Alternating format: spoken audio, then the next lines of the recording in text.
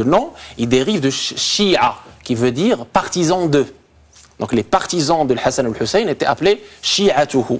Shia, c'était ça le vrai sens du terme. Après, ce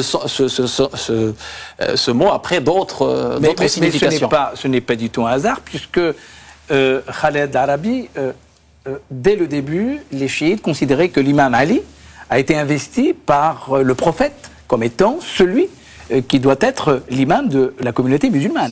Mais voilà, pour l'imam, chez les chiites, c'est pas comme chez les sunnites. Les sunnites, vous faites une formation, vous êtes apte, vous êtes imam. Les chiites, non. Il faut faire déjà, à la base, en priorité, il faut faire partie de la descendance du prophète sallam. Shurfa, Sharif, et chez les chiites aussi, l'imam a de l'isma. Nous, on n'a pas ça. On appelle le principe de l'infaillibilité. Ça, on n'a pas ça. En fait, chez les chiites, on peut parler d'un véritable clergé. Tout à fait, tout à fait. Il y a wilayat l'imam, on appelle ça wilayat al-faqih, c'est-à-dire le fait que le faqih, c'est-à-dire le jurisconsulte ou le imam, peut être à la tête de l'État, donc des affaires. Il est guide de conscience et il investit des fonctions politiques et spirituelles, temporelles et spirituelles. C'est que l'école chiite, il y a plusieurs ramifications, il y a plusieurs écoles dans l'école. Et à ses débuts, il n'y avait pas encore cette notion d'infaillibilité de l'imam, il n'y avait pas encore... c'est-à-dire, c'était très proche, le sunnite, on ne parlait pas de sunnites et chiites, on parlait de musulmans, la communauté musulmane. Ce n'est que à la fin de l'époque des Abbassides, qu'on a eu effectivement ces déviations avec le Raïb al-Kubra, le Raïb al-Sughra, la grande absence, la petite absence, ce retour d'un certain imam caché. Hein. Donc là, on va avoir le mythe en fait de l'imam caché, on va avoir de la mythologie qui va s'associer au martyr de Hussein et qui va effectivement émerger à tout un imaginaire qui va construire ce qu'on appelle aujourd'hui quelques écoles chiites. En tout cas, il se dégage de ce que vous dites que la notion de l'imam dans la tradition sunnite majoritaire et dans la tradition chiite n'a pas la même signification. Alors, on va regarder le sujet qui nous a été préparé pour voir comment la question de la formation des imams, la responsabilité des imams peut être conçue à travers l'histoire du monde musulman. Regardez. La Grande Mosquée de Paris a inauguré son institut de formation en 1993. À l'instar de celui de Château-Chinon ou de Seine-Saint-Denis, il est l'un des premiers centres à ouvrir ses portes en France pour dispenser une formation d'imams et d'aumôniers civils et militaires. L'Institut Al-Ghazali a formé en 10 ans 709 cadres religieux. Des imams, des aumôniers, donc les aumôniers pour les prisons, pour les hôpitaux, et pour aussi des aumôniers militaires. Donc ils font des stages chez nous. On a formé des imams qui sont maintenant dans des mosquées, dans des salles de prière, surtout en Île-de-France. Nous avons formé ce qu'on appelle le DEUG en civilisation. C'est une formation, on va dire, profane, laïque, parce qu'elle s'intéresse qu'à la civilisation. Et dans cette section, il n'y a pas que des musulmans. Ça, ce qui est nouveau chez nous, c'est qu'il y a des chrétiens, il y a des athées, des agnostiques, un peu de tout. Donc nous sommes ouverts au monde extérieur. On peut dire qu'on forme en moyenne une quarantaine de cadres religieux par an. Dieu, quelque part, a voulu donner à ce prophète cette leçon de toujours séparer ces deux pouvoirs. Ce pouvoir spirituel et pouvoir temporel.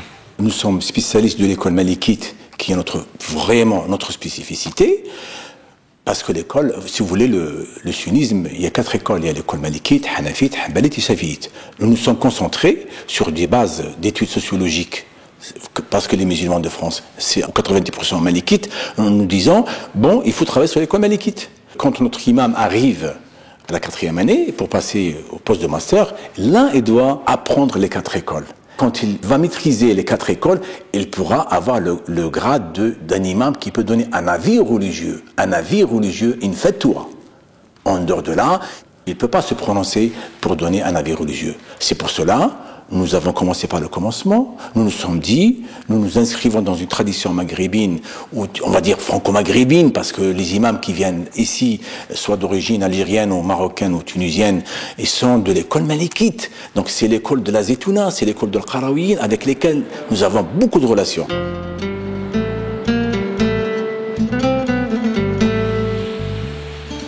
Les responsables de la mosquée de Massy l'une des plus récentes construites en Île-de-France, nous font part de leur expérience en matière de gestion des imams au sein de leur lieu de culte.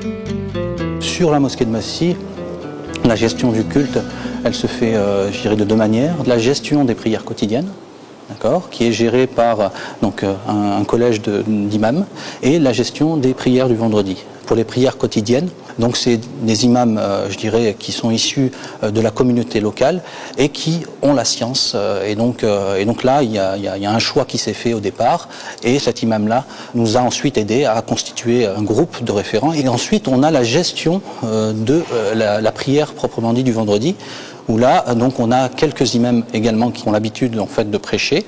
Ils doivent avoir une double formation, je dirais, en arabe et en français, parce que le prêche en fait est à la fois en arabe et en français. Et c'est vraiment une chance qu'on a. On a vraiment des gens de qualité et tout le monde, je dirais, est unanime à le dire. À la base, j'ai fait une formation scientifique et une formation aussi théologique.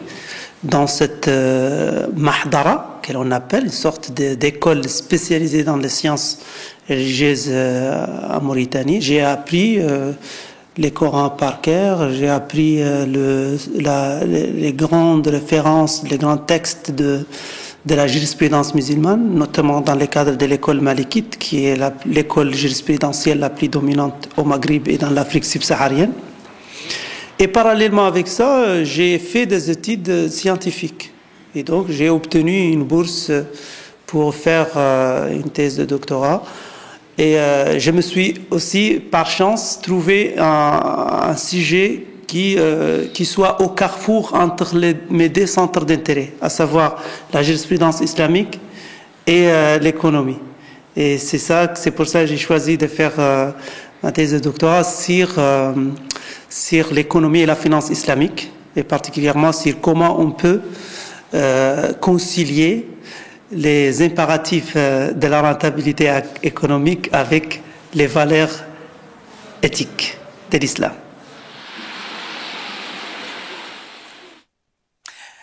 Tariq Abou-Nour, nous avons vu des itinéraires de formation d'imam.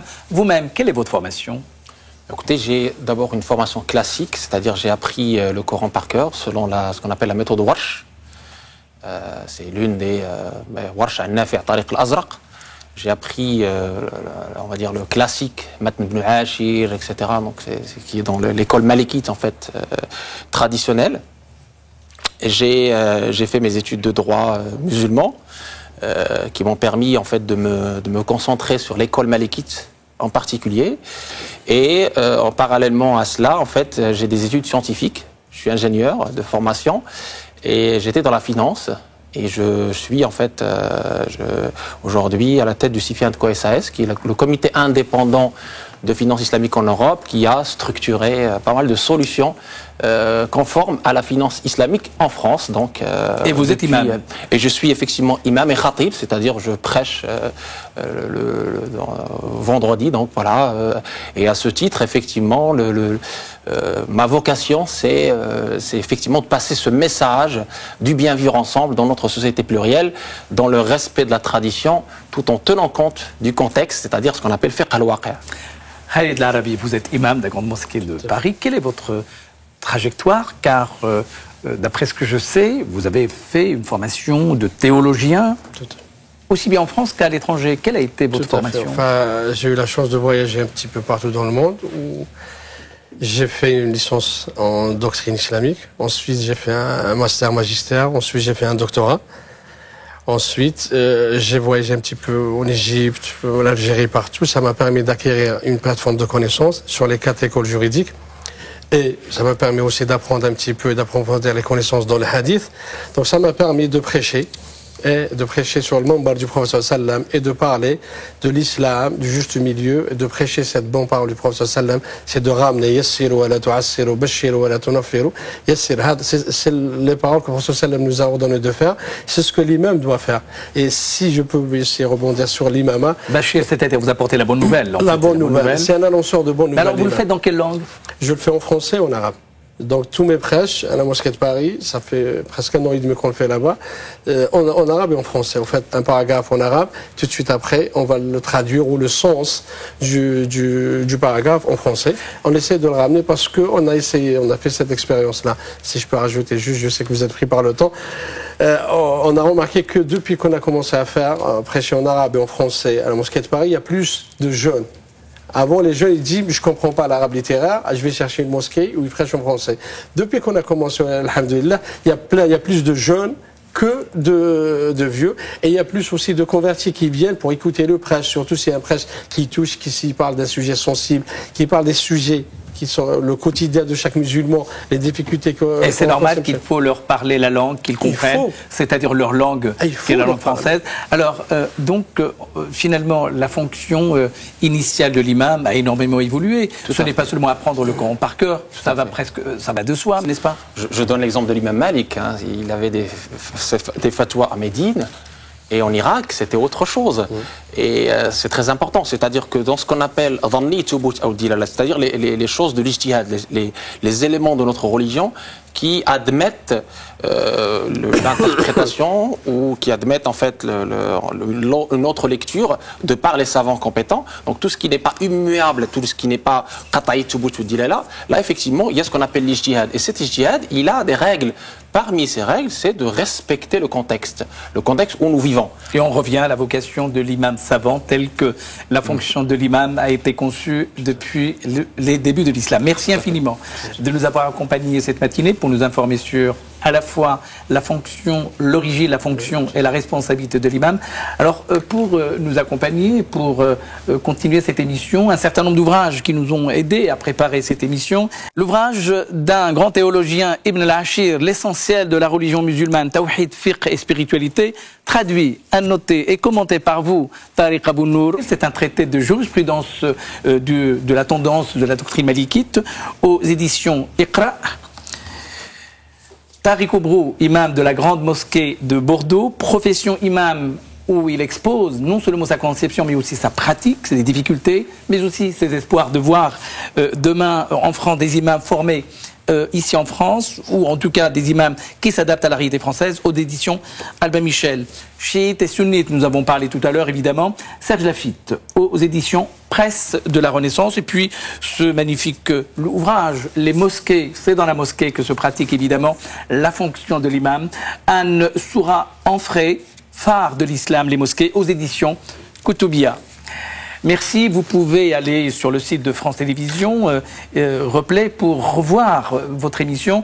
Quant à moi, je vous souhaite une très très bonne journée de dimanche. La semaine prochaine, deuxième partie de cette émission qui sera consacrée à la situation actuelle de la formation des imams en France. Merci, à très bientôt, au revoir.